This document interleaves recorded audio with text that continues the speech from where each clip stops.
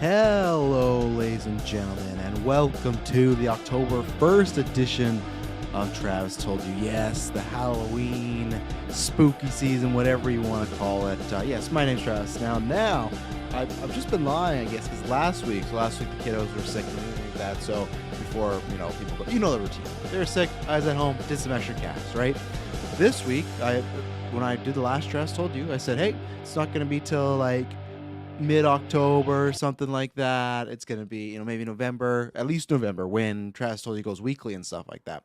But lo and behold, you have Jessica, who's busy. You have Dylan, who is moving. You have Kirklin, who is, I think, camping for the last time. He's probably cold, just freezing a little his ass off, his little mouth, too. And then you have Taylor Field, who's taking a sabbatical due to this mugger.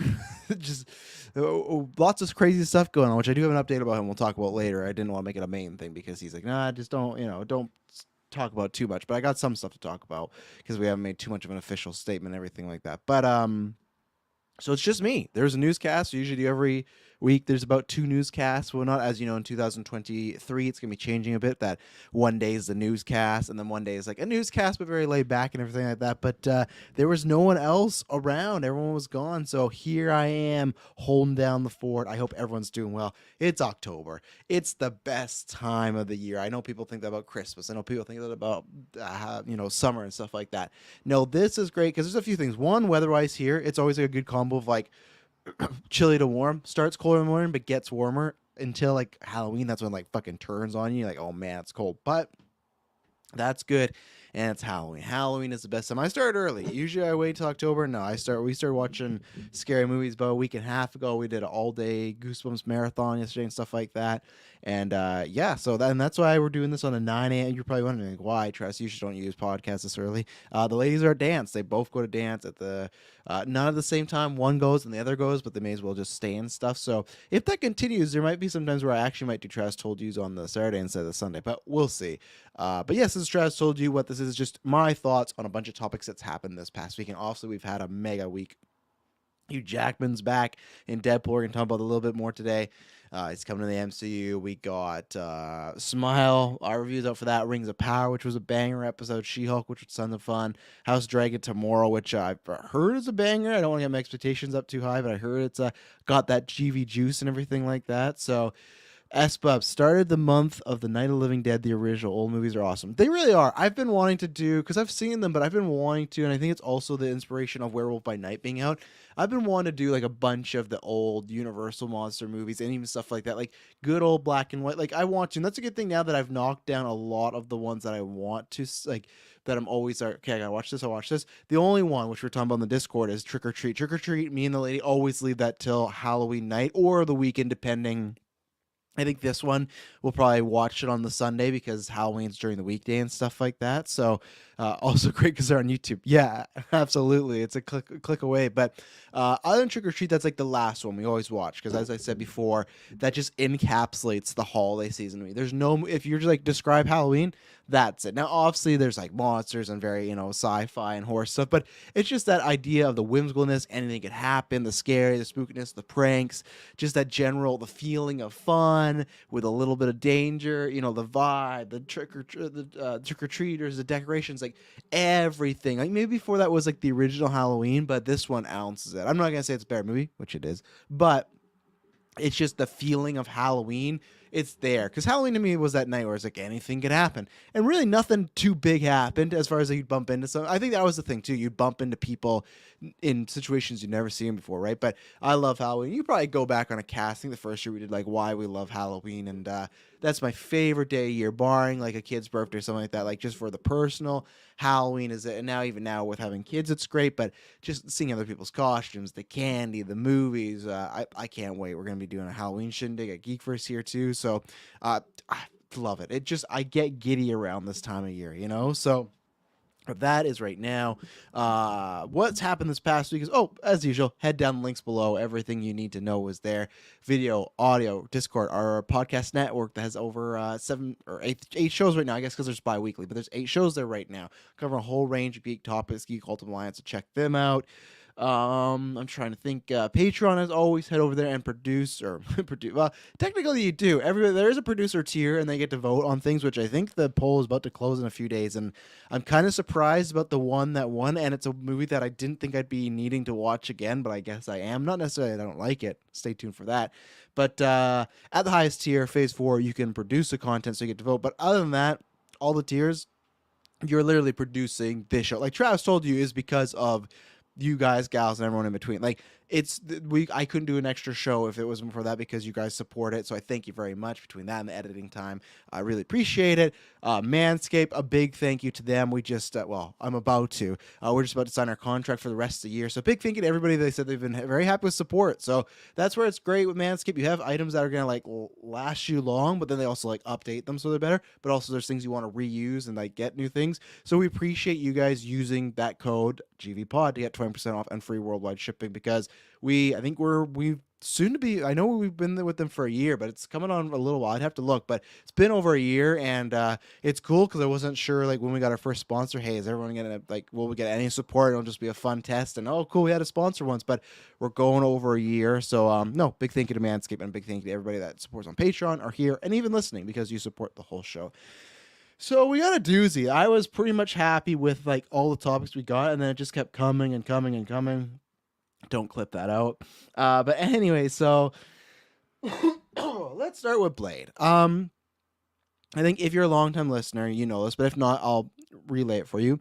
I like Blade the character quite a bit. I'm a fan of him. I like the more horror vibe stuff, so anytime that's happening in Marvel, great.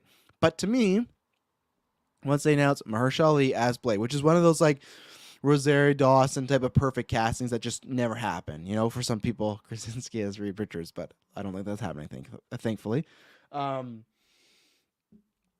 that was announced, that shot up to the very high. Now, we did our Patreon ranking, so you go over there. Patreon, it's a Phase 2 episode, only for $5. You get ad-free, early, and exclusive episodes, and you get to call them After 9, which October 22nd is going to be our movie night. We're going to be watching the 2005 Venom. What is that? Exactly. So you call in. It's going to be a fun time. But so like a minor spoiler for that, Blade is high, but he's not in the top 1 anymore just because there's certain things we've learned and everything like that, and certain things that were announced that weren't before. But for a while, it was my number 1 project, even with no writers, no directors, just because Ali as Blade, that's something I want to see. That is pitch perfect casting. So we went through a while of not hearing anything to there's a rumored director to, okay, we got the director, everything like that. And then we get to this week, which it drops late night Tuesday, the same day the Deadpool Wolverine news drops. Pretty much because, like, I think a smoke screen of, well, everyone's going to be so happy about this. No one's going to talk about this.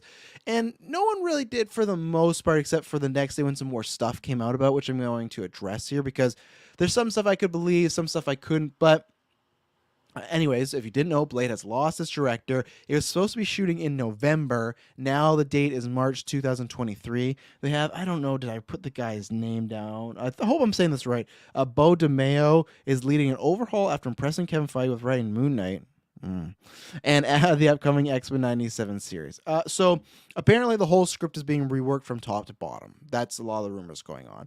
What I feel about this, it's tough, right? Because Marvel, they do have their style. So I think that I've always said before that they got the game plan. The directors come in and put the spice up. You're never gonna have a guy come and be like, "Hey, I want to kill Blade 30 minutes and then make it a movie about Whistler," and they'd be like, "No, like we want to do that." So you'd have some idiot being like, "Well, what about creative freedom? They couldn't do anything." Well, yeah, of course. So let's see. Apparently, that guy only wrote one episode of Moon Knight, and I think episode 3. Oh, okay. I guess we'll have to wait and see with X-Men 97, right? So either way, that sounds like Michael Waldron, where he takes a liking to guys and then brings them on. I liked aspects of Moon Knight. So actually, it's not. I think I played up a bit for the meme and stuff like that. But I like aspects of Moon Knight, and I don't think Moon Knight is.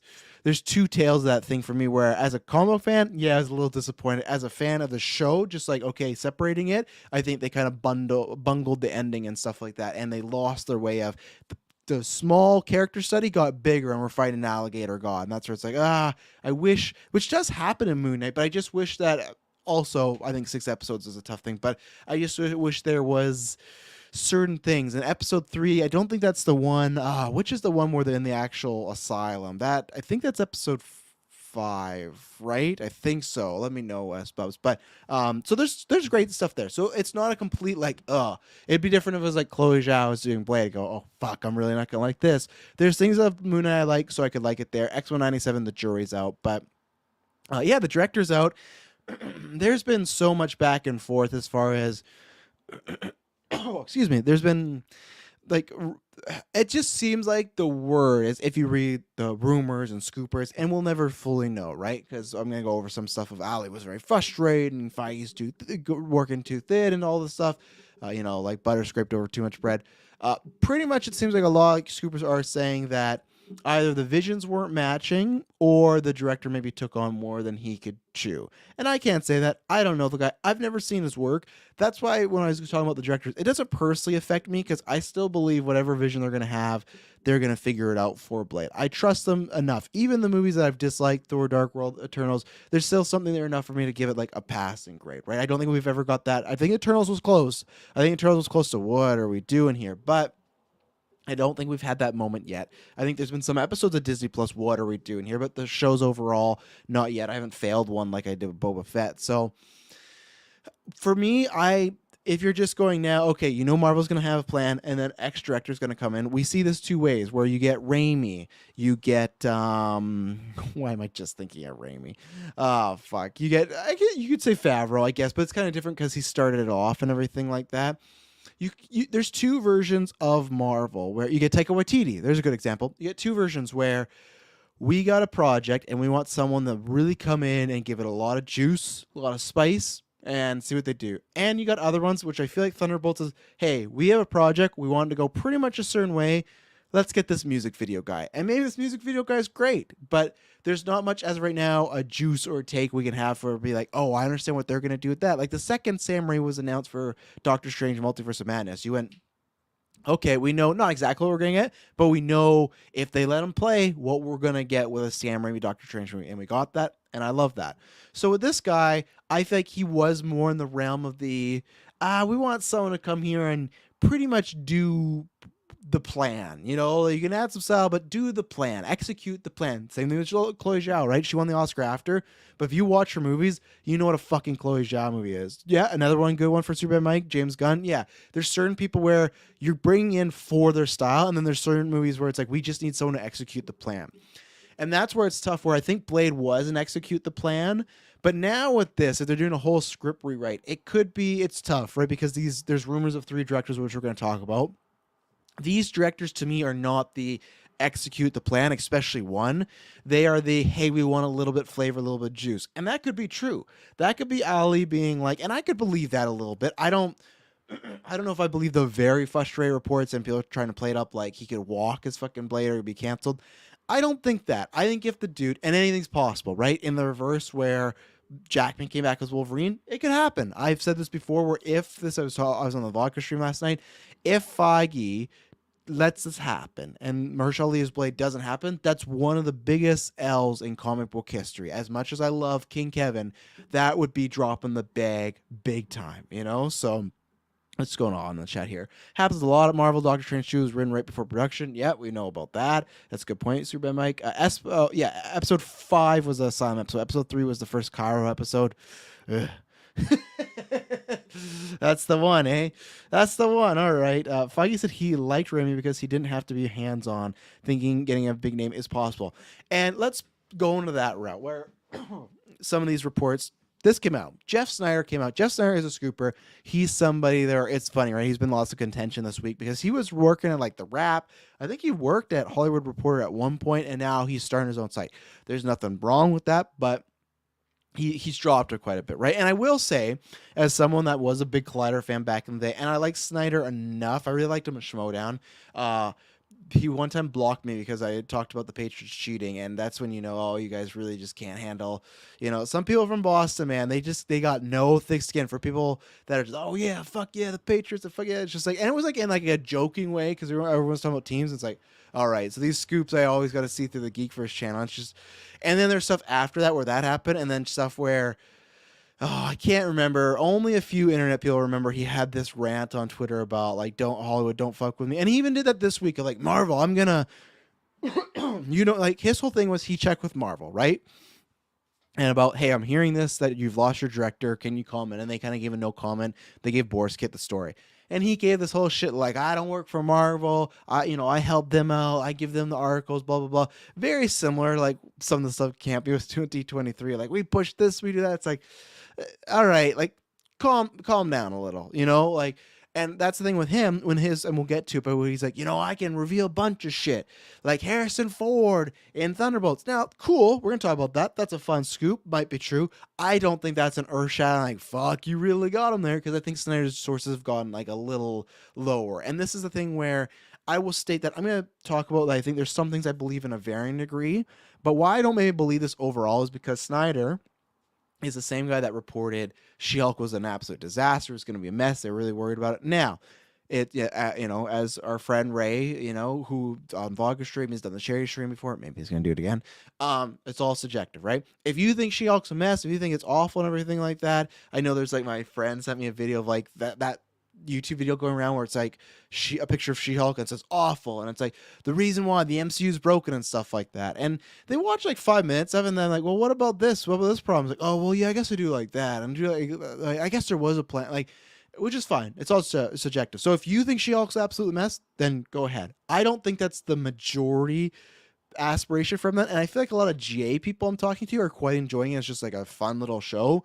So that's where, for me, it's not that I think Snyder's wrong. I think whoever Snyder's source is, so far, even if you count the Harrison Ford thing as like a shot at Marvel, they're more on the negative side of Marvel, and that could happen. But either that is like his skewed perspective, or I think that he has a source that may be a bit more negative or down on what's happening in the MCU, and they report us, yeah, She-Hulk going through a lot of trouble. It's going to be a big issue, and then it's come up. It's fine. Whether you like it or not, it's fine. It's working out. I love the show, so great. With this, it's like, yeah, you know, only 90 pages, 2 action scenes. Ali's pretty frustrated. Feige's he's spread too thin right now. I don't know. I'm gonna take a drink of water because I've got apparently a frog in my throat, which is great for podcasting, right? Let's break that scene part by part. The Feige being too thin. Now, there's part of me that I could believe that because they've taken on so much. Disney Plus shows, animated shows, the movies, more movies than ever, right? But it's tough because we're talking about this on Vodka Stream as well, that it's not always just him. As much as I love to, like, and I think Feige's great. I think he is the main man that's put this together, but you need a whole team, you know? Like Iron Man says at Avengers, or he said on, what was it, Joe Rogan, when he's talking about why he didn't, you know, split away from Avengers, do more solo movies, just like, you know, further, faster, but farther together. And that's why Feige, he could not do this all alone. So whether it's Victoria Alonso or Louis Esposito, he has these people. Even look at the Marvel Animation panel at Comic-Con. He didn't come out for that. Before, they were part of the whole live action panel. He would talk about that. They had their own separate panel, and they had their own separate guy to talk about this. And I think that, like S-Bub's brought out there, that we've heard these rumors before, and even them some are a bit like more closer being higher up tiers as far as like, yeah, he got Remy because he didn't want to worry about it. Then there's stuff like, hey, with Fantastic Four, he wants to be very hands-on. You know why? Because they've had a lot of issues with Fantastic Four. So with S-Bub saying I could see it being a bigger name, I see that now because of these issues, and it could be where I could also believe is, and maybe Ollie's looking at the script, he's throwing it across the fucking room. He's like, what the fuck is this? I'm a 2-time Academy Award where I'm Mahershala Ali. I get it. He, to me, arguably, I usually kind of go like Adam Driver and then usually him for who I think is the greatest in the world right now. Ali is untouchable and stuff like that. So I think that with Ali, there could be some sort of, this was talked about, what, 2019, 3 years, and there's scheduling, there's all this stuff, but maybe there is a point in like, can we kind of get this going? And when it's like, yeah, we're getting this going, and then when he gets the script, I don't know. I don't believe the 2 action set piece. I really don't. This is Marvel MCU. Even Eternals, which is they're more like, this is more serious and more, Academy Award winner Chloe Zhao is presenting the Eternals. There's already 3 action scenes I can think of. What? There's the beginning, and there's like mini ones, right? But there's the beginning. There's that fight in the beginning with Kit Harington, and they're in the town, like running around. There's the middle of the village. There's the finale, which is a long action scene. I feel like there's flashbacks that have them. So there's 3 right there, and they're longer ones. These were described as 2 lackluster ones. That's where I go with Snyder's source to go. I feel like this is a lot of opinion in there. Like they could be lackluster to you, the same way I talk about all the time. Nolan is not the greatest at fight choreography, right? But I love the Bane Batman scene in The Dark Knight Rises because the pacing of it, I don't need him to be fucking Batflick or Battison of like gadgets thrown off. Like, it's the intensity, it's the score, the lack of score, it's the pacing, it's the shooting, it's the vibe, the hearing the water, everything, right? So it's all subjective in that point of view as what you find lackluster or not. So I just don't believe there will only be 2 action set pieces, but still, I could believe, hey, this is Matt Reeves is never working with Passon again vibes. Absolutely. And that's what gets the heat, right? That's what gets the Ali's very frustrated. And I get it. That's the game, especially Snyder. He's starting a site. He's going to try and do his own scooper game thing. I get it. And maybe someone had said that to him, and it could be just a day. Who knows? But for me, I just, for the guy who came in there and said, hey, excuse me, like, he met with Feige to want to play Blade. So I just feel like he wanted to get the scoring as much as possible. Like, if this does not happen, then it's a big screw up. You really dropped the ball, MCU, Feige, all the deal. Because I feel like then you shouldn't never announced it. You should have got more on track. But where I think that this could be going, this bigger director now is Ali. What I could believe is, oh my goodness, they had a meeting, right? And this is the director goes, and even some people have insinuated like he went because Ali just wasn't happy with the script, and they're kind of like, well, we're going to lead Ali. And some people might not like that, but that was the same thing that happened with Downey. That's the same thing that happens with Ryan Reynolds. There's certain people that subsede the franchise, right? And I think he's going to be a producer too. So I agree where they could sit down and say, hey, we went through this last time, a newcomer. Let's not get a newcomer. Let's get someone with a little juice. Let's get someone that knows what they're doing, and that's why we're going to talk about these directors after our first ad break.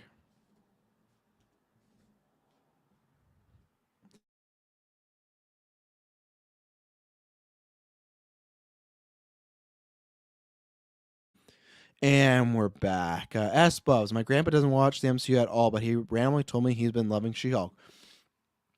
There you go. And I haven't talked to people like my mom because I don't think she's watching. I think she might have stopped Disney Plus because I don't think she uses it. I can't remember. That's a side note. But anyways, yeah, I think She-Hulk's just very accessible to people, and it's a very little commitment, whether it be time, whether it be like canon and stuff like that.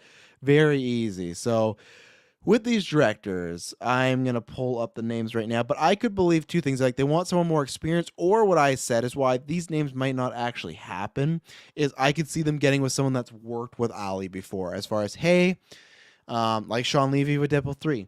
This isn't going the greatest. Can I go into my Rolodex of people I've worked with and really like that could work for you? And they're like, sure.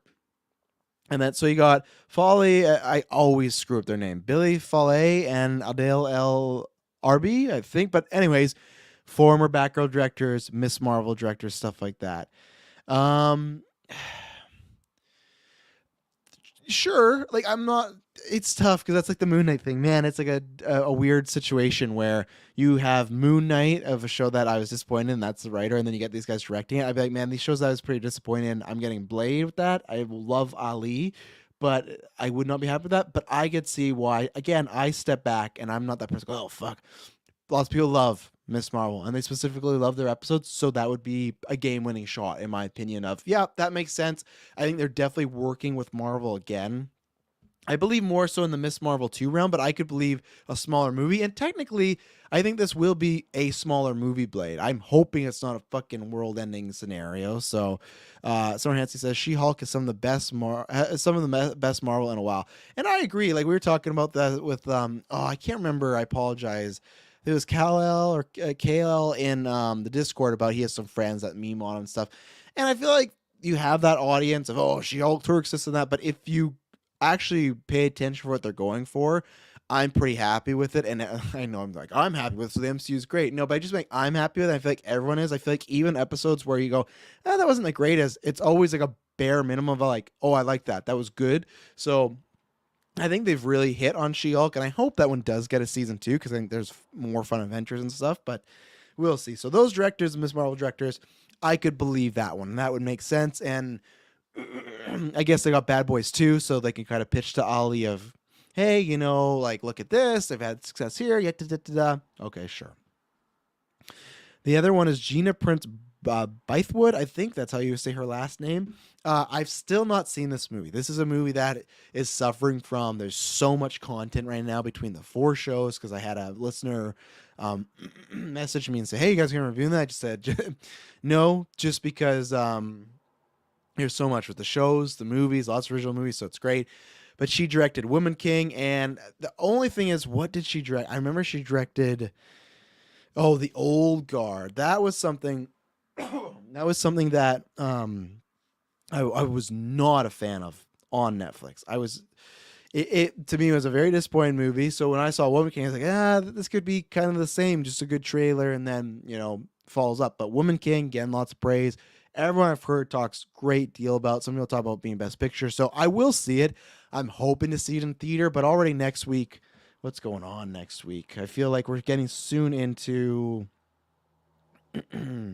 Werewolf by Nights next week, and then Halloween Ends is the week after, and then Black Adam. So I might try to see it if there's like a random day I have off or something like that, or the girls are like, hey, we got to go do these errands, or like I got to go to a birthday party. Then I might go, okay, sure, but usually I'm in this chair, right? So that's where I don't think it's going to happen. But people are saying good things, so I'll probably catch it on VOD when I can. Another good choice. I think that would make sense. I don't know if she's worked with Ali before, but alas, I think that'd be a good one. I'm trying to cough in that so I don't make a lot of noise. Oh my goodness, my voice is just going away for some reason. But the other one, the big one, right? And this is where I think that I don't know if I necessarily believe these. I believe the Miss Marvel directors. The Woman King one, that just feels like, they just had a big hit. She could be on it. Spike Lee. I think you talk about someone. I love most of Spike Lee's work. He's an interesting cat. He's tons of fun. I think sometimes he goes a little overboard, being a little disrespectful to things, but that's his game, right? I think he is somebody that would fit much better in the DC realm. Not because DC versus Marvel, just because I think he could get a movie there, a project there, that I think when you bring in a director and you want the juice and you want something a little bit different, sure, you could bring in Spike Lee, but he's going to overflow that pot, in my opinion. Now, it is a game-winning shot. Like, you think Miss Marvel's a game-winning shot? No. Spike Lee directing Blade with Ali, that is, you throw that on a poster, everyone will be like, wow, you're having Spike do an MCU movie? That does change the game. That brings it to a different level. I just don't think Spike would fit in that system. I don't think he could play ball enough. I think he could play ball in like a Disney Plus episode, like come in, like what I wish they did this sometimes too with Marvel when they came in and like on Star Wars, like we're gonna get Peyton Royce, we're gonna get Bryce Dallas Howard, we're gonna get Robert Rodriguez, which turned into something else. But I wish we had a show like that where we got some people to come in and just kind of have some fun. That's when you bring in Spike. For a movie, I'm down. I'm game. If they can let him have the floor, great. And that does fit in that experience of, hey, this is an experienced director who you wouldn't have to worry about making a good product. I think bare minimum, Spike would make a good movie. Could be great, whatever movie, but he's going to make a passable Saul Blade movie. It's just like, what else does he want to throw in there? I don't know. I would love it. I think these rumors all come from Grace Randolph. I just think these are names just kind of coming out and they will be someone else. I don't believe it. Espo says that's a gallon of juice. Absolutely. I just think that's too much, not for me and not even for the audience, but I think for them that they worry about going certain routes. And I think Raimi was the, I don't know. I'm not gonna say tipping point, but the barometer of how high we can get. I think that movie is like the level, and I think Spike Lee is a notch above that. I would love it. It'd be a fun day on the internet, but I just don't believe that. But that I could see like Ali pitching that, and that's thing. I could see him pitching that. I could see the meeting happening, but I could not see it going through. And I remember he was supposed to do something on the Sony version or Sonyverse and stuff like that too, right? So I don't know. It's interesting. And then, so what? We talked about Foggy being thin. Well, we're being work thin. We talked about the new writer, everything like that. So I think we covered it. Grace also put out some stuff that was about plot details of Blade will fall 100 years of the fall him for 100 years. That makes sense, especially with those rumors we heard from 1990 or 900s to 19 what is it 19 yeah 1900s to 1980. But again, if it's being rewritten, stuff like he will train a young vampire, either his child Dracula, or a young vampire girl, which you've heard before, his daughter. Marshall didn't like the screenplay as it's currently, which is why it's being rewritten and reworked, which that's where I could believe more of, like, hey, I'm not really digging this, can we do something else, opposed to he's very, very frustrated and might walk away. I don't think that's the case. But again, all these script rumors now, they could be gone. I believe the daughter thing might stick around because that's been since the inception, and I feel like Ali is a bit older, so I don't know if he's gonna do this forever. But yeah, I I think that's gonna stay, but who knows? It could change. All I imagine though is I don't think it's gonna hit that 2024 date and everything like that. Oh, super bad, Mike. Could they get Robert Rodriguez? Worked with Ollie at Alita and has a history of vampires from Dust Till Dawn. It's funny. I did not, or sorry, I thought the same thing because of everyone uses what he looks like in Alita as like promotional like fan art for Blade. Um, it's so tough, right? Because I don't. One project shouldn't define a director, but and it was a team of people. But after Boba Fett, I'm so down on Robert Rodriguez. I really want him just to go do something original, and then that to win me over. I wouldn't be opposed because I've liked Rodriguez's work, so I would be down. It's a big grain of salt for me now. It's a big enough grain of salt that I would prefer, like, out of those three, I'd probably prefer the other ones because with Miss Marvel, even I didn't fail Miss Marvel. I failed Boba Fett, so that would be something. So, but yeah, I think that's everything for Blade. Um, yeah, give me one moment. I just got to take this quick call. It's from my lady just to make sure nothing's wrong, and I'll be right back.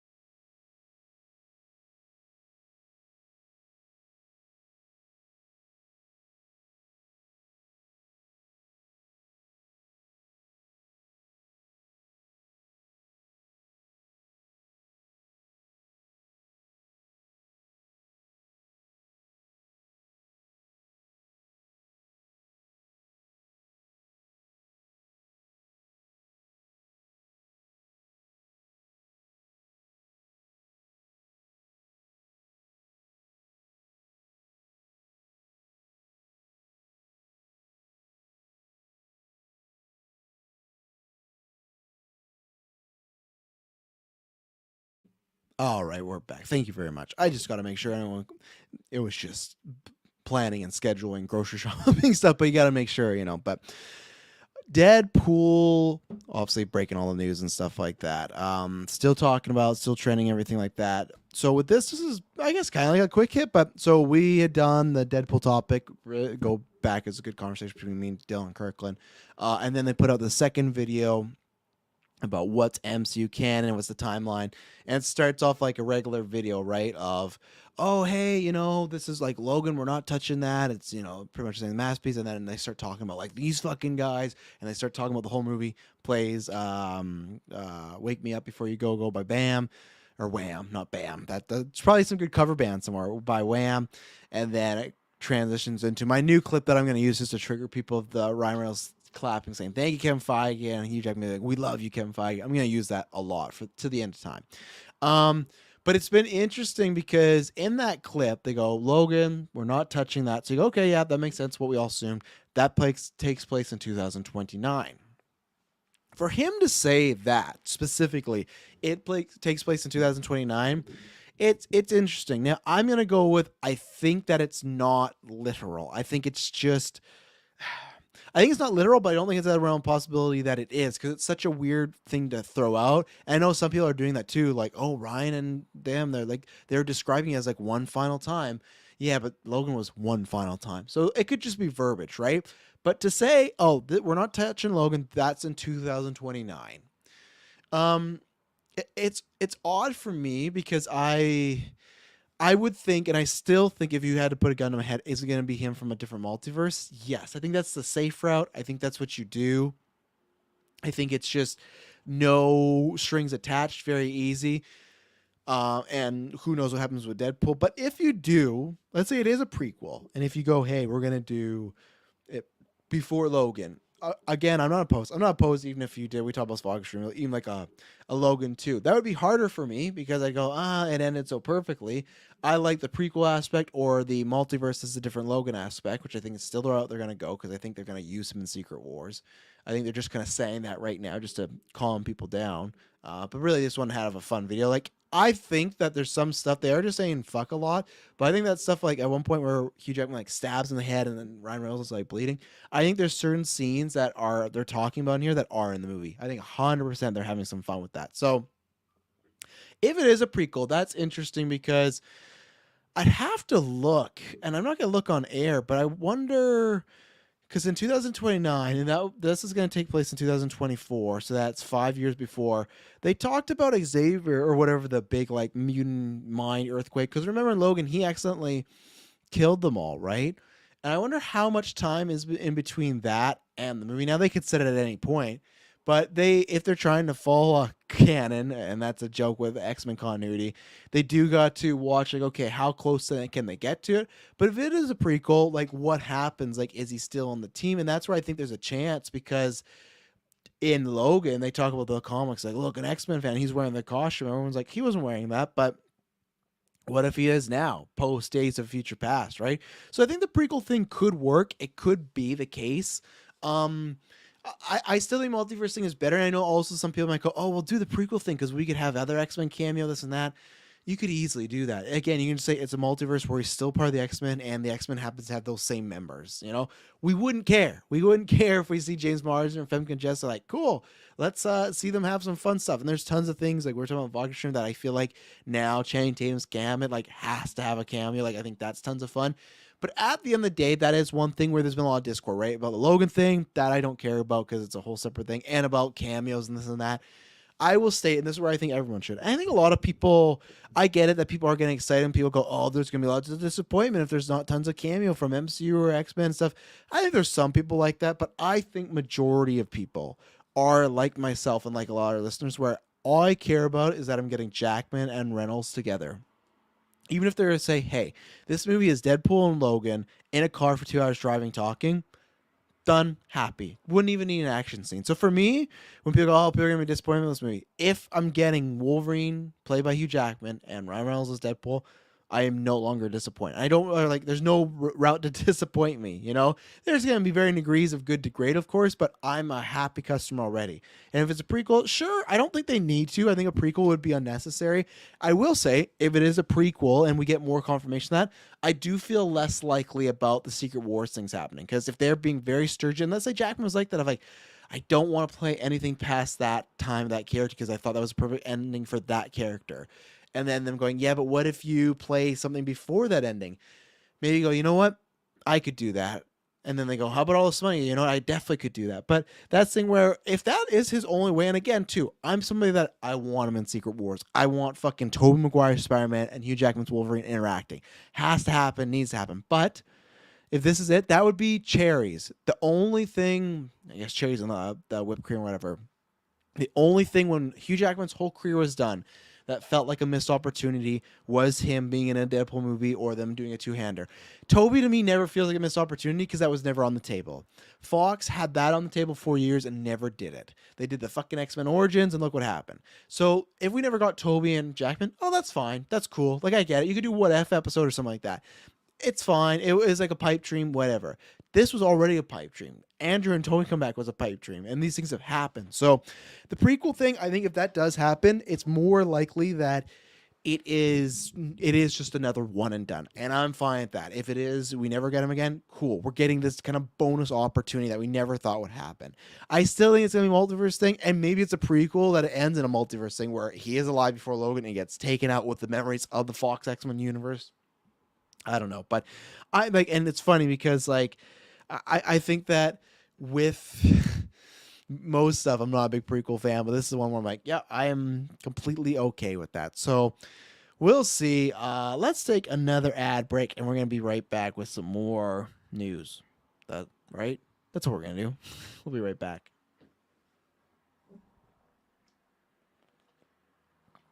And we're back. So this is like the quick hits. So we got the quick hits, and then I feel like we got two reviews. We got Hocus Pocus, we got Blonde. For those reviews, if anyone's listening, I probably won't get too spoiler with them. I think I will a little with Blonde, but I'll give you obviously a fair warning. Hocus Pocus 2, I don't need to get spoilers. I'll just tell you what I thought about it. You know, like, come on now. So what do we got here? You know what? From these coughs, I'm not even lying. I feel like I'm getting sick. I can feel it already because there's times, of course, you're Cash, you're talking alone, you cough, but this far out, I'm like, great. And my kids are like, just still recovering from the sickness, so can't wait. Henry Cavill. Well, actually, yeah, I don't know where to start. Let's go Henry Cavill. Then we're going to jump right back to MCU. Henry Cavill. Rumors of him being in The Flash. What do I want to say here? I'm just trying to think about what I can say. I believe these. I think this is a thing where we had heard these rumors before, and I learned a bit more about this when I started appearing on the vodka stream and stuff like that, and where there's two hangups with Cavill. This one I knew, and I think we all knew, where the money, that was always apparently a thing where they felt like he was asked for too much, and he felt like they were given too little, which is strange because I get the idea of like, well, there's some Zack Snyder stuff we weren't happy with, but still, he's a much more established star. The guy's going to ask for a lot more. Rumors him being Black Adam. We're going to know in 19 days if he's in Black Adam. We might unfortunately know sooner because I heard that the Mexico premiere is like not that far away. So it's like, I don't know what could leak and what couldn't, but we could know in a couple days. So watch your Twitters and everything. If you don't want to be spoiled at all, I'd say start using some filters and stuff like that, muting words. I don't really care because if he is in it, I imagine it's just an end credit scene and it's like, cool. You know, like it's not like, I know that sounds weird, but for most stuff with the spoiler culture, I'm pretty good with. I don't like story details being spoiled for me. I can take that. I hated when I found out that Luke Skywalker died in Last Jedi. That fucking killed. I luckily told myself, I'm like, oh, that's not true. It's probably just someone fucking around in this chat. Luckily, I forgot about it until the last act. And I was like, oh, fuck, it's going to happen here. But luckily, I like Last Jedi enough where I was like, got past it. But him being this, fine. Because to me, the moment is not the end credit. The moment is after. It's, okay, he's back. What do we do with that? The second rumor, and this is what I learned more about over the year, was he never wanted to sign, and we kind of heard about this with Sham. He never wanted, Shazam.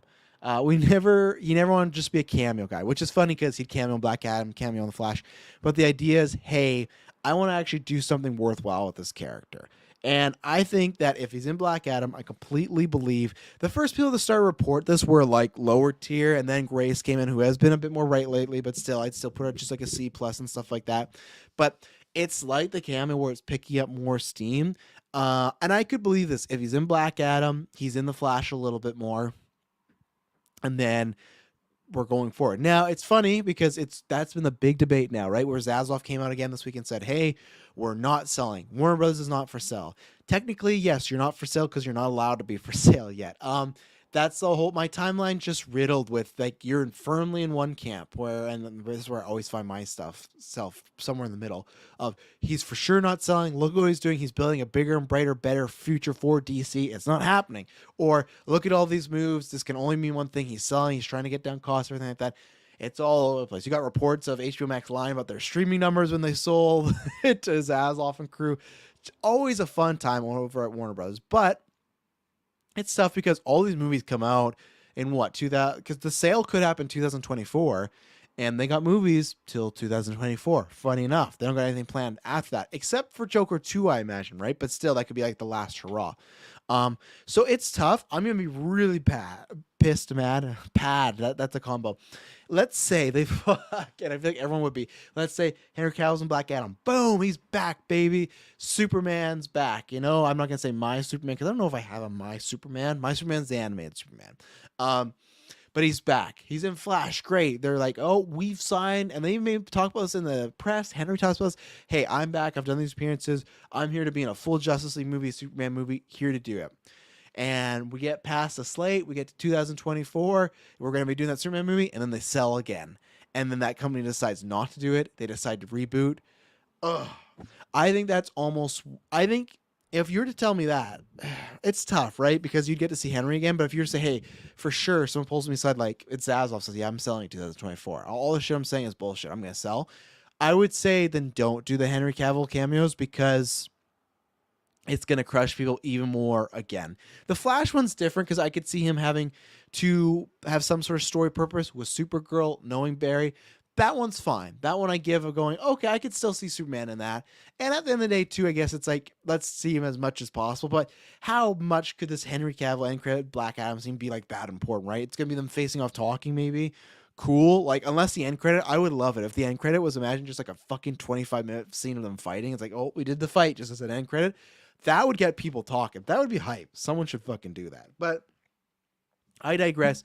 I believe this stuff. I believe this is the plan now. It all depends. I don't think that, you know, what we were talking about this vodka stream, that Black Adam is the future of the DCU and the success relies on that. No, I think it just relies on all these movies. Black Adam, Flash, Aquaman, not Joker 2. Joker 2 could fucking bomb and like, well, we tried it, didn't work. We're not doing that again. But those movies, the movies that are out like in our continuity, all of them, Shazam, all of them collectively, Blue Beetle, as a unit, they, I think, will decide the future, especially even the Flash, but just as a unit, they will decide. And I hope we get more Henry. I'm excited for hopefully seeing my man here. It's funny because I say my man, I'm not even like a big like Man of Steel fan. Like I think I could just give it a 6 out of 10, but I love Henry Cavill, and I think he can do better, and some people would argue me, but he can have better performances and better movies, in my opinion. Don't come after me. Sorry. I like both movies. Chill out. But I want to see him in another director's hands as well. I want to see more Henry Cavill. So we'll see. Back to the MCU.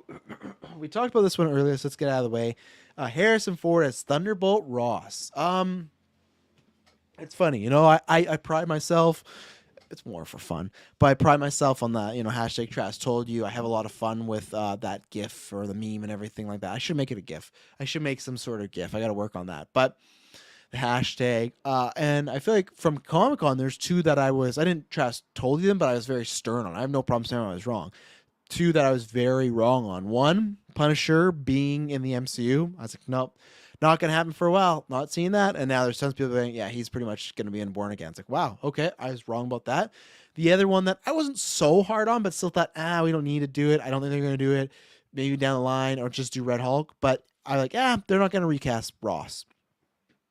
Apparently I'm wrong about that. Because if this rumor is true that comes from Snyder, again, could be a little bitter, but comes from Snyder, even if they're talking to Ford about being Ross, if he's not Ross, somebody's going to be Ross.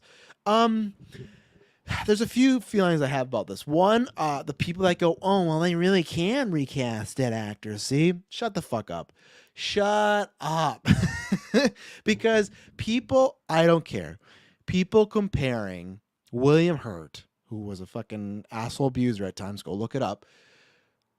William Hurt And I don't care. I know someone's like, no, don't talk ill about the dead, blah, blah, blah. It's like, hitting women, abusing women, even a switch relationship, abusing your significant other, all the stuff they did with Marley Matlin, like terrible stuff, and never really copped to it, in my opinion, even stuff that she said, like, and that's where, people change, they can get better, but there's some things where you go, so don't give me the speak ill will dead, because I got that a little bit when he passed. Like, I'm not going to feel that bad for the guy. He was a good actor, but he was also kind of a piece of work, right? So, anyways, you got that. And for me, people comparing William Hurt, whatever you want to think about him, as Thunderbolt Ross to Chadwick Boseman as T'Challa, either you're just on purpose trolling, which, okay, then you're doing your motive, cool, good for you, go get a life, or two, you think that's equivalent, as we were talking about Zack Snyder and Henry Cavill, you're living in a fucking dream world. Because, like, to think those are equivalent, to think William Hurt had the huge impact that Chadwick Boseman did as T'Challa, you're missing some crayons out of the box. Your eyes are not that sharp. There's not enough light bulbs in your house. Whatever expression you want to use, something's not there. And I don't mean to be mean, but it's just, I don't get that. People kind of were dunking on, look, they're going to recast a dead actor. They could have just like, fuck, man, that was such a situation. It's like also Chadwick, like, he died from cancer way younger than he should have. William Hurt did die from cancer as well, but it's just like, he lived a life and he was an older gentleman. So that was like annoying this week of, okay, right. Superman Mike says, I can't see Ford wanting to get in the MCU this late in his career. I could see him maybe wanting a paycheck or two, because it's just, I think that's going to be very easy work. There is something very funny about if he does become Thunderbolt Ross and they have the Red Hulk plans. And like, does that mean we're going to get a Red Hulk looking like Harrison Ford? I can't process that. But overall, Superman Mike, if you were to ask me, I would say, no, I don't think this is going to happen. It's weird because Snyder announced that this was almost a done deal. And that's why I don't believe it, because the way he was talking about, he said he's their top choice and he may have passed. But then he told the story where apparently they're going to announce at D23 and Kathy Kennedy shut it down and said, no, you're not going to step over Indiana Jones right now, right? To me, if they were going to announce that at D23, that would mean he's signed. So even if they're not going to announce the D23, it's like, you're signed, we're good to go. I don't believe something changed from then to now to be like, now he's passed. I really don't. So that's why I don't believe this rumor. I think there's a lot of mix. I feel like there's some conversation. Sure. Why not? Harrison Ford's great. I don't know if I necessarily like him for the Ross role. And I guess I should have clarified this as well, that I didn't think Ross would be recast for a while, because I don't think he's that important to the MCU. I really don't. I think that he serves character purposes and stuff like that.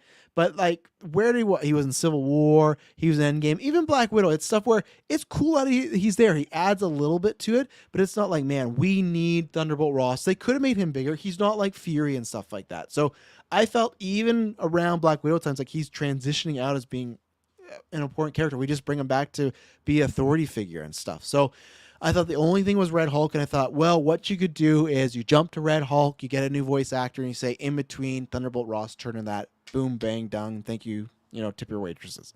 But no, I guess they need Thunderbolt Ross for, I know people go, well, it's the Thunderbolts. You don't need them for the Thunderbolts. You got Val, you can rewrite anything you want. So I'm very perplexed by this. I thought it was something you could easily pivot multiple, whether it being Ross or Red Hulk. I don't think this is needed.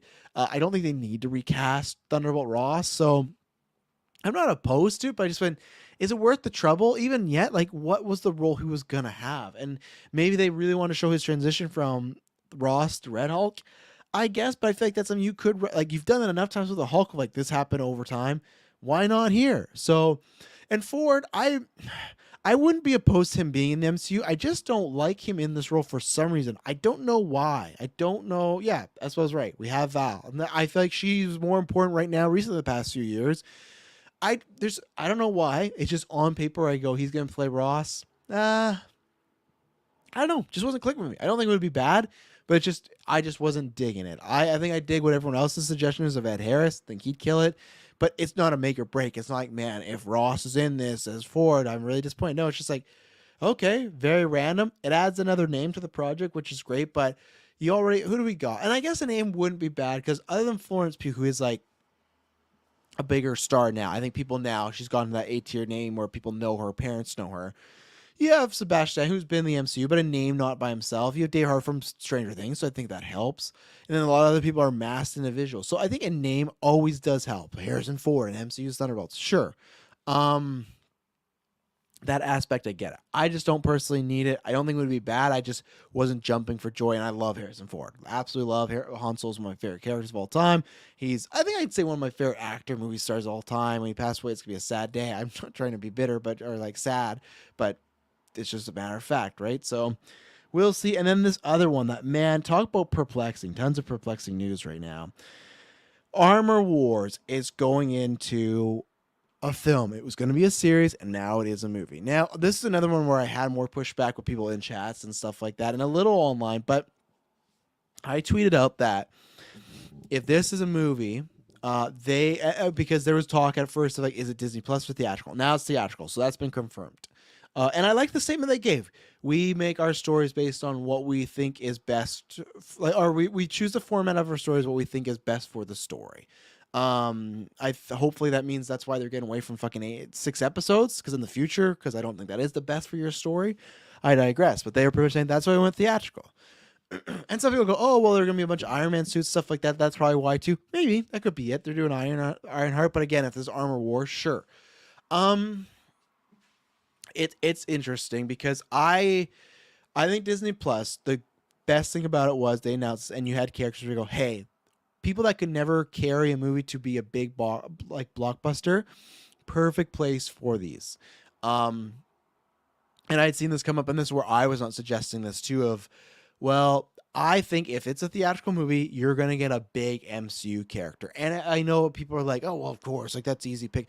I don't mean like that. I don't mean like Wong. I don't mean like Fury and stuff like that. To me, there's a difference of MCU cameos to big characters. To me, having Hulk in Thor Ragnarok, big MCU character. Obviously, Captain America Civil War, big MCU character. Iron Man and Strange in MCU, or like in Spider-Man, big MCU character. Fury wasn't too, and it's big. I think Sam Jackson's bigger than Fury, and I think that I actually would classify Fury being in Spider-Man as a big one there. I think if Fury was in this, it's less big. Why? Just because like Winter Soldier, this, I just feel like there's there's many times we've had Fury where it just wouldn't feel the same. Like, oh, cool, Fury's in Armor Wars, big cameo. No, to me, this is, and I know people are going with the Tony Stark, Robert Downey AI voice and stuff like that. I don't think that's happening, but I'm not like a huge 100% on it's not happening. If you were to tell me, hey, they are getting Downey back as a voice, I could see it. Like I legitimately, I know people go, fuck, you're gonna give Cheeto this movie and you're gonna shit on him with give him Downey. Yeah, I could see it because it's Downey. Because here's my thing, and I don't think that you need this thing where I don't think you need Cheeto be teamed up with somebody because, oh, a black character, black man can't lead this movie. We've seen that before. It's happened. That's a fucking myth. And we've seen big white guy Chris with a bunch of co-stars in Winter Soldier, white guy Tom with a bunch of co-stars. It's the MCU way to get a co-star. And the reason I think that is because I don't think necessarily Don Cheadle can't lead a movie, even though like what movies has he really opened? I don't think that. I think it's that War Machine can't open a movie. They've not really given two shits about War Machine. He has just been Iron Man, Tony Stark's buddy, which is fine. That works. But when you're planning to give him a spin-off movie, you got to give us more than that. And he's very much like the Hulk, where you get maybe 15 to 20 minutes in a movie, a little backstory, a little update on him, and then he's off on his own. You don't know where he's coming and going. There is rumors he has a bigger role in Armor Wars, so that's great. Don Cheadle's fucking fantastic. That'll help. I just don't think I don't know how successful this movie can be with just, if it was just Don Cheadle and War Machine. Now, this was the conversations I had with people too. Like, it all depends on their expectations. If they're aiming for like an Ant-Man budget, which, let me take a look. I kept saying that, but I know Ant-Man won, let's see, box office. So, barring two things here, barring Incredible Hulk, which is crazy. It's like under 3, like what, I'll bring this up too. Incredible Hulk worldwide is like under 3 million. Now I know it came out like right after Iron Man, like there's all these reasons, stuff like that too, right? But got a fucking air in my mouth. But still, the fact that it's a movie, its worldwide gross is 264 million. Oh my god. So bad. And I don't understand why the movie didn't think it was right to do another one, because like that's low. If MCU movie ever opens up to that ever again, that's a sign. That's a superhero fatigue sign. That's a sign the MCU is dying. Now, that's why I'm saying the two preferences is take out Incredible Hulk. You could say it. I'm just saying for like argument purposes, take that out and take out pandemic movies because that's completely different. Yes, Spider-Man made $1 billion, but still, that was on the back end a little different. Take out the pandemic movies and take out the Hulk. So you got the Ant-Man worldwide box office at 519, and then Ant-Man and the Wasp. What I think it's like probably 6, almost 700. I think right. I think it's more 600. Book office. Box office 622, so about another 100 million addition. That's great. And I know we're talking about, I'm throwing out these numbers and it's like like I'm not trying to make it sound like $500 million is low. No, it's not. That's not the case. Like I'm not trying to be that fucking guy, but there's layers and levels to it in the MCU, right? So I think if they have that expectation, that budget, like we want to hit Ant-Man numbers, then I think you can do a War Machine. I still think it'll be lower if they just kind of go like even Ant-Man had Falcon, right? At that point, Anthony Mackie and Falcon weren't that big. I think Anthony Mackie and Captain America now, I mixed a lot of words together there. Anthony Mackie as Captain America now in this, that's a bigger bump, bigger star, bigger character. But with Ant-Man, it's like, okay, yeah, a little side B character there. It's all about expectations. But if they're expecting this to be big and not expecting this to be lower than Ant-Man, I think you're going to get a big MCU character, and I think Downey would be a big MCU character, or you're going to get a multitude of characters, which kind of classifies as a big one, a la a Civil War. So a Ironheart, a Nick Fury, stuff like that. Characters and those characters to me make sense. They're not just because they're black. It's like Nick Fury was in the first Iron Man. He was in Iron Man 2. He's interacted with Rhodey. Ironheart, rumors Rhodey's going to be in that show. It's based off Iron Man. Like, I think those characters fit thematically with it, and then mixing some other ones in there. Even Captain America, Falcon, I think that makes sense because he was in Falcon Winter Soldier. They're friends and stuff like that, right? So I think you could have a lot of characters in that. You could have, gosh, who else in there? I wish you could have Captain Marvel, like Brie Larson, but I don't think they're going to do the romance from the comics books because the age different, but that would be a good one. That would be fun. So Bad Mike said, I'm hoping for an aged up Morgan Stark with the A-list actress cast. I think you just use that actress they had cast before, right? Because I don't know if she's A-list, but she's like a good actress for the reason why, like, I think she works and everything like that. Man, someone's trying to hack my email right now, the GeekVerse email. I think it's just probably someone else, probably maybe Taylor doing some work from his hospital bed. Let's see. Google or check activities. I'm checking it live on air because I got 3 emails in a row. Let's see here. But I don't know if I need updated Morgan Stark yet. And I'm somebody, too, that I don't even need Riri yet. I just still think that we should have let Iron Man kind of be in his grave a little bit longer, but at the same point, I was fine with Armor Wars just because I wanted Rhodey, same thing as Hawkeye. And that's where I go too, where that's my comparison where if Hawkeye were to turn, which I think originally was a movie that went into a TV series, if he was somebody that, I'm getting the data right now. It's in Kelowna, so I'm going to give it a, yes, it's me. That should be someone here. I think it is just Taylor. But anyways, Hawkeye, same thing. If that were to become a movie, I don't know how good this is gonna do, just box office wise. That's always what I'm talking about. There you go. Taylor just messaged me. I just signed in. Don't panic. Live on air. I would think that I'm going to give you the Taylor update in a bit. Hawkeye wouldn't do that greatest. And I always talk about just box office wise. I'm saying the War Machine, I think it's going to get some sprucing up before it like hits prime time. But it's very interesting that happened. And I think that's a good call. Like, hey, if it's not working as a series, whether it's budget or story, pivot and make it a bigger thing. And I think it's going to get bigger now. We haven't got a director announced for it. So I'm happy for Cheadle. And I'm excited for the character. I've always liked Rhodey a lot. I liked him a lot more in like the animated series and stuff. So I've always been disappointed with, kind of stuff in the MCU. And I like Don Cheadle. I always liked Terrence Howard a bit better in the role, but I'm excited to see where this goes. I was just shocked, and I do think you're gonna need some stuff to get this to be a bit bigger of a movie, and I think MCU is gonna do that. So, and then I think that's it. That's it for the quick hits. And then now I'm going to take an ad break. I'm going to review Hocus Pocus 2. It's going to be non-spoilers. Don't worry about that. I'm going to review Blonde 2. That's going to be non-spoilers until I give you the message. But most of it will be non-spoiler stuff. I think it'll be safe. So I'll be right back. Oh, I guess I should. Before I do the reviews, because some people might bow out. Now, I wanted to give this update on Taylor Field. I got to pull up some stuff here. So Taylor Field, Offstick Smile came out and stuff like that, but we recorded that after and everything like that. Taylor Field, as we've said, he is indefinitely off of GeekVerse for now. He's healing up. If you don't know, he was coming home one night, and then he got mugged or something like that, as far as someone messing with him right now. And people know, because of wrestling match and stuff like that, he's got an injured neck, so he's at the hospital, taking some time and everything like that, and we wish him the best and stuff like that. So that's what's happening. That's why he's away. He's just and a little emotional, just a little scary thing and everything like that. But the good thing is, even in the hospital, he's with his fiance, everything like that. That's a good thing. He has his being taken care of now. And the best thing about Taylor Field is that I feel like he's that type of guy who is like the conspiracy theorist that has like the basement that has all this shit in here. He's got cameras all over and stuff like that. So he did have cameras, and I've been shared the footage, and I don't necessarily. It's not like right to show it and everything like that, but I think it is warranted to show it because of the magnitude of this and what the footage actually reveals, and it's quite stunning and it's quite infuriating as well. So I'm gonna bring this up here.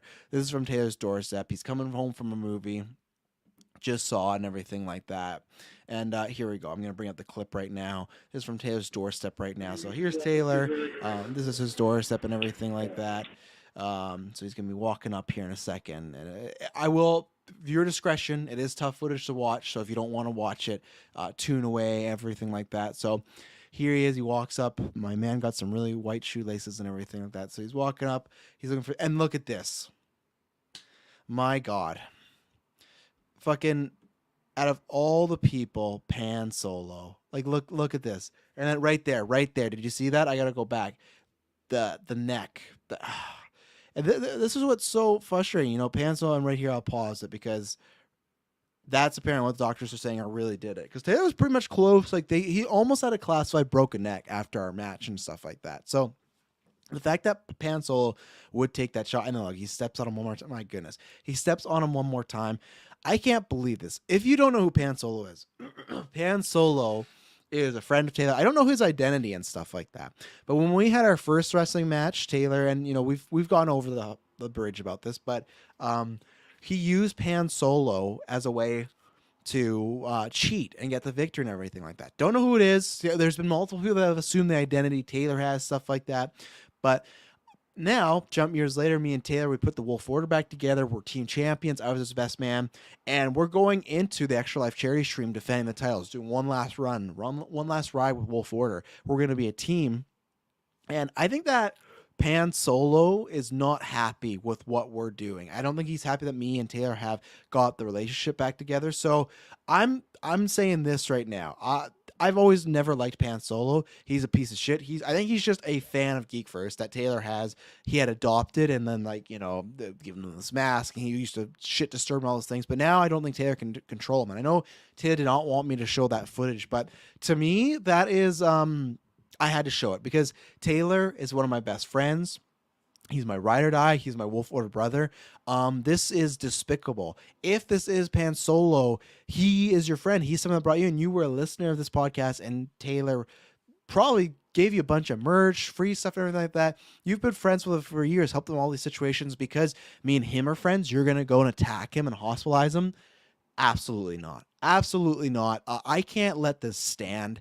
So what I'm doing is for Extra Life, Pan Solo, if you got the fucking galls, if you got the cojones, if you got the fucking spirit to show up, I'm asking you, because I don't know, there's been people that have attacked me, and I don't know what's Pan Solo, I don't know someone calling the mask, but the real Pan Solo, please fucking stand up. The real Pan Solo that just attacked my friend that's been bugging me for years, that turned his back on Taylor Field, Extra Life, November 5th, show up at any point. You know the address. You just fucking attack Taylor Field there. You know the address. You show up. No one fucks with my friends, other than maybe me, but no one fucks with my friends. And you, sir, you're going down. I want to put an end to this. I'm gonna fucking unmask you. I'm gonna beat you down. I'm gonna send you to a hospital. So I know Ted didn't want me to show that, but I've had enough of this bullshit, okay? He is my friend, and you're not going to let that happen. You know, I was at this wedding, and I had to see Madison, like, taking care of Taylor Field.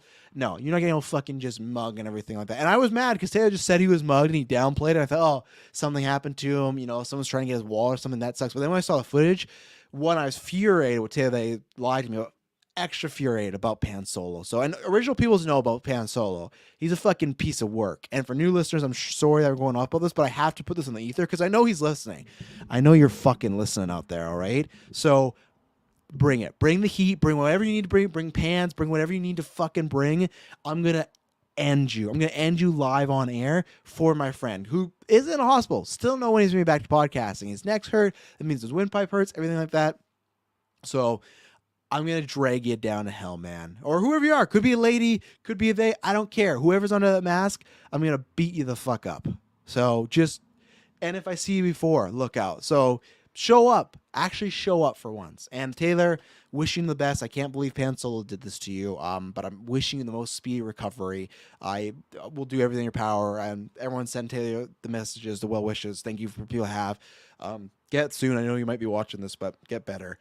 Sorry I showed the video, but he had to show it. So let's get into Hocus Pocus. Let's finish this podcast off. So Hocus Pocus 2. As a quick backstory, I think I didn't talk about the newscast because I was on it, but I, much like many people, I was a Disney kid. I watched a lot of these Halloween original movies. Sorry, I suppose no Teen Beach movies in there. Did they make a Teen Beach Halloween movie? Maybe they could do a reunion movie, I suppose. But I ate all this stuff up. And I was like everyone else, like, wouldn't it be great if they did a sequel?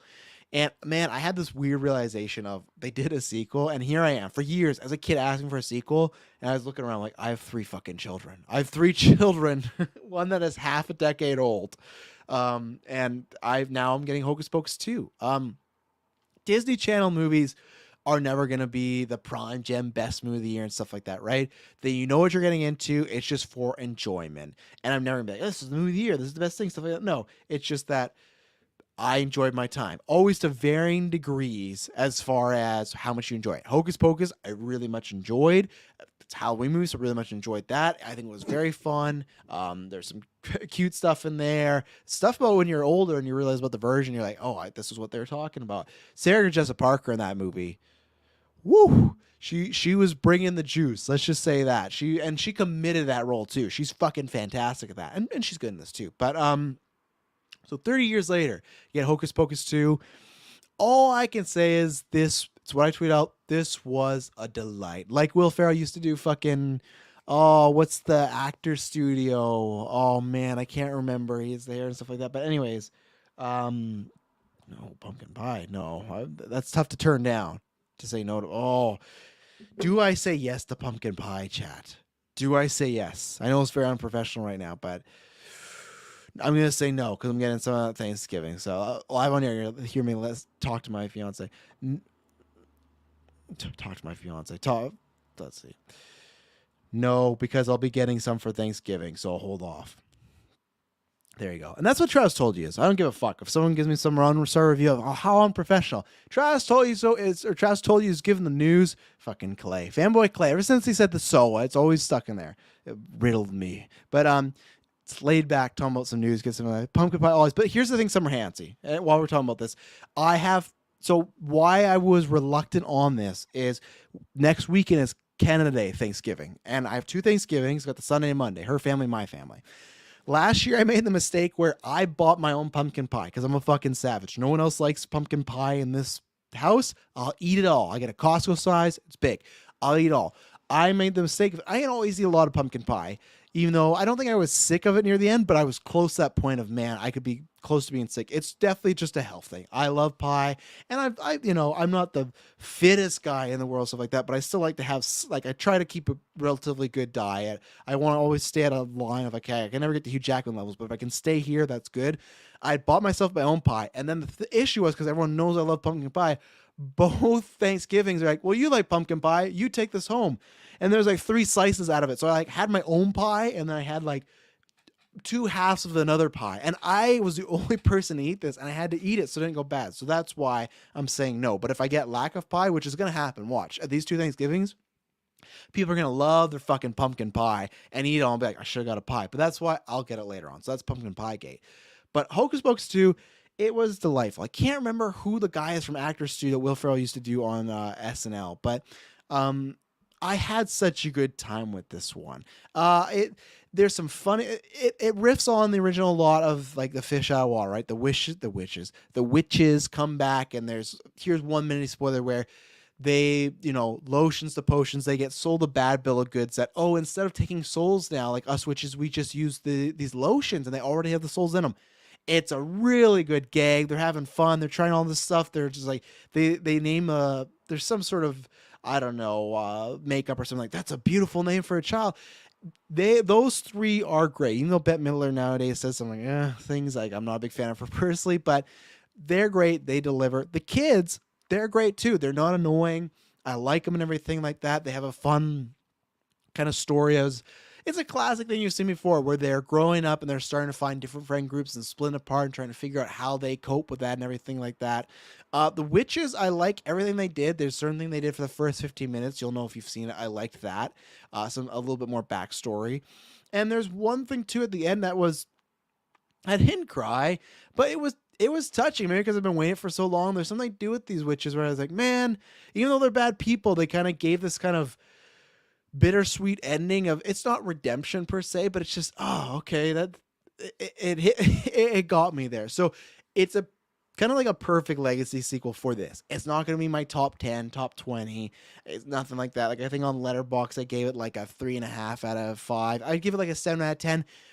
All I needed is I enjoyed my time, and this is now going to be added into the Rolodex of Halloween movies. So if you like, whether you saw them as a kid or you're just watching it now for the first time, if you like the first Hocus Pocus, I think it hits everything you need it to do. The performances are, serviceable to good. I think there's some good gags in there with the jumping forward to 2020 now. I think the witches have some fun stuff going on. They deliver as far as performances. There's a couple musical numbers that are maybe a bit too much for me. They sing a lot in this one, but I won't say a lot, just more than the first one, but that's fine. But overall, it's an enjoyable time. I don't think that you'd walk away being mad that, man, they fucking ruined Hocus Pocus too. Like, no, I think they have a fun time. Like, they bring Billy Butcherson back. They have some good things there. I will say, and this is to set you up, and even she talked about it in public, so that's why I feel like it's not a bad thing to say now as a spoiler. There's no cameos from any of the original cast members, and Thora Birch even said that, I was filming something, which it's like, man, you don't really do that much. It's like, fuck, your agent couldn't get you out of that to be on this thing, like, for once, but that's the only little disappointment, but I'm not sure if they could do more. I think it all depends on what they want to do, like as far as, or how it does streaming wise and stuff like that, which is still like, I'm still waiting for Andor Samba numbers. I want to see how that did, but with this one, I want to see how this did. I think this is going to get watched a ton over Halloween season, and it's perfect because it's a movie for all ages. There's like the occasional joke in there, like the first one, which had a few more of those, is like about being a virgin or this and that, where, okay, the kid's going to go right over their head. Even if it's like, whoa, they made that joke, they don't understand. So if you like the first one, I think you'll like Hocus Pocus 2. There's nothing negative I can say. And it was better than I thought, actually. It really was, because I remember when I saw the trailers, for some reason, I just wasn't digging it. I was like, you know what? I think this is not going to be the Hocus Pocus for me. And it shouldn't be, right? Because I'm not a kid. But even then, I can still appreciate kid or child movies with this type of, adult eyes. But I enjoyed it. I don't even know if we'll watch it again this Halloween season. We might, because I think the kids really enjoyed it. But I will be watching it every year, because I usually watch the first one too. So any movies on Halloween, I'm a sucker for, if they're at least decent, because I just get that vibe. But that's Hocus Pocus 2. And now we move on to Blonde. Oh boy, Blonde. I would say definitely one of the most anticipated movies of the past few years as far as the film community, the film tour wise. Because look at this, the events, right? You get Anna de Armas announces Marilyn Monroe, and you go, okay, Anna de Armas is great, one of the best working today. Everyone loves her, and she's also like, let's be honest, she has it's the sex appeal thing. Like, and I'm not trying to be a man or whatever thing like that, but people have that. It's the same thing as some fucking man. It's the same thing as Timothy Chalamet. For that demographic, he has that fucking sex appeal that the ladies are just all over it. Or whether you're gay or if you're into men, you look at Chalamet, you're like, fuck yeah, like that's where. And not necessarily for me, he's not on my man crush list, but she has that. So it's like, Como, she's a great actress. She has that, and she's playing Marilyn Monroe, who is at times like I won't say a sex icon, but close enough. I'd say like a sexual icon. When people think of Marilyn Monroe, they think of the Women Anatomy. They think of posters. They think of beautiful, well shot, well lit. When like it's one of those things of like, if you think of beauty, you think of Marilyn Monroe. Like, she is associated in a way with sexualism. If people are on a poster that are billboards and like men and women, just that classic expression, men want to be with her and women want to be her, that was Marilyn Monroe back then. And then so you get this, and they're filming this, right? It's for Netflix. Okay, cool. And then you get it's going to be N-17, and that created a whole shitstorm. And now in retrospect, it's kind of funny, but you had a lot of the thirst internet being like, man, you're going to have Ana de Armas doing Marilyn Monroe in an NC-17 movie. There's going to be lots of sex scenes, lots of nudity. Oh my God. And you saw a lot of that sensitive, like, I can't wait for this movie now. Like the fucking, let's get our sweatpants to the strip club, Dane Cook joke, right? And I get it. People, like, I think lots of people are just having fun, and Arms is a gorgeous woman. So that's why you're going to do that. For me, that's not like I don't know. It's like, it's cool. Like, how do I phrase this?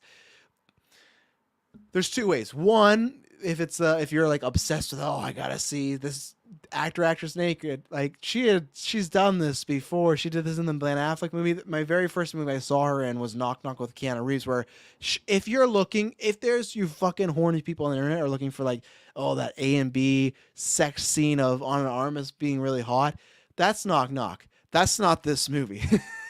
This movie is a lot of depressing sex. There's I think one scene in particular that is more on the steamier side that is for her, like it's like she's enjoying it, but the rest of the stuff is all it's assault or over glorification of look how bad this is, right? And we're gonna get in that.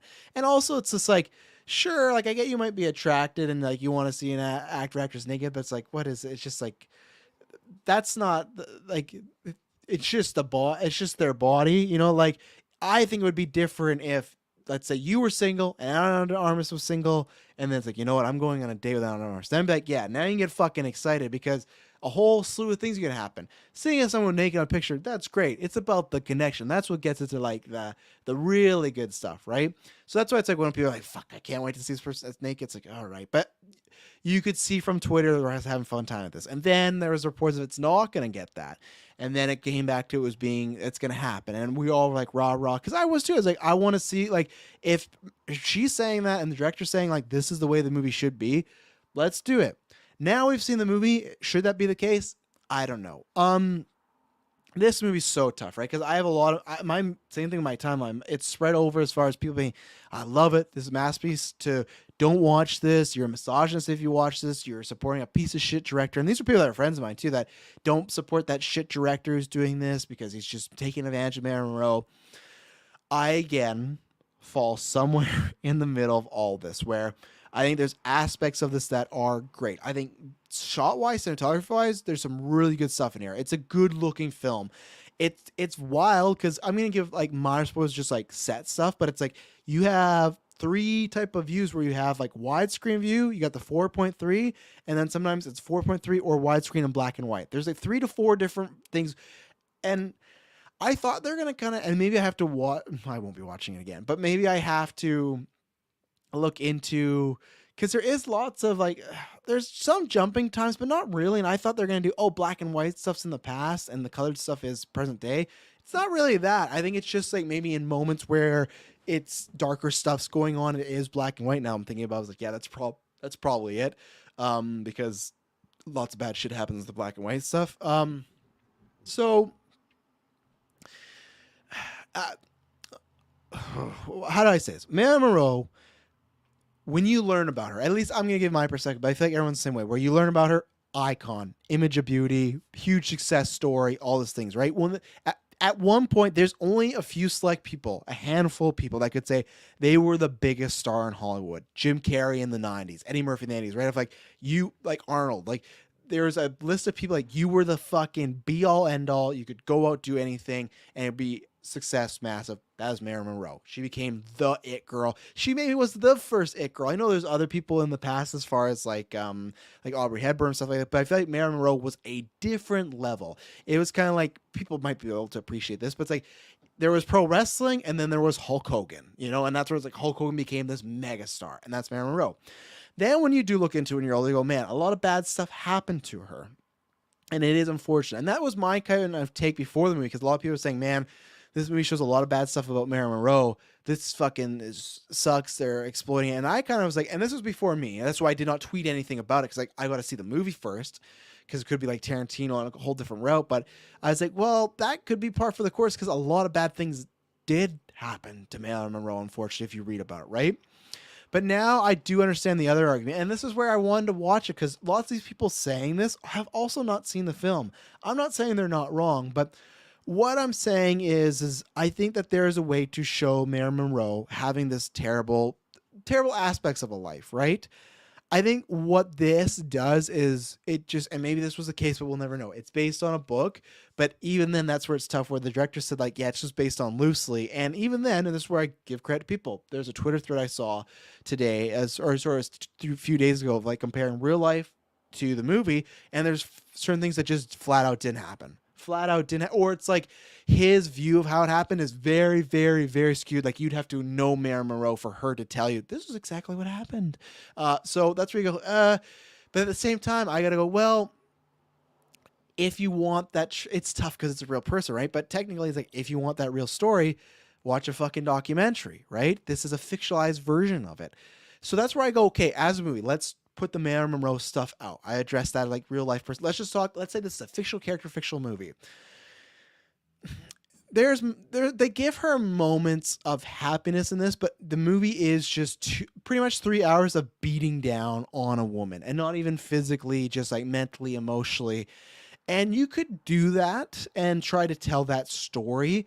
I think the problem is it just does, and I do agree with you, it does become more, we're just kicking down on her now. And that can be a story. Unfortunately, there's people that have lives like that. I know people, unfortunately, that aren't alive, that have lives like that, that their whole life, unfortunately, was just shit. Whether it was drugs or they were in a bad situation, that can happen. But I think a lot of people go to the verse where there's quotes of her being like, I'm not going to let, I don't know the full thing, but like, I don't let my pain define me. I'm still a happy person. So there's like, I guess, again, you could be like, oh, the director's insinuating that that's a lie, and she would just say that. That's not a lie in the movie, but it pretty much just says, like, anytime she was happy, that was just a front, that was a lie, she was never happy. That's what this movie pretty much puts forward.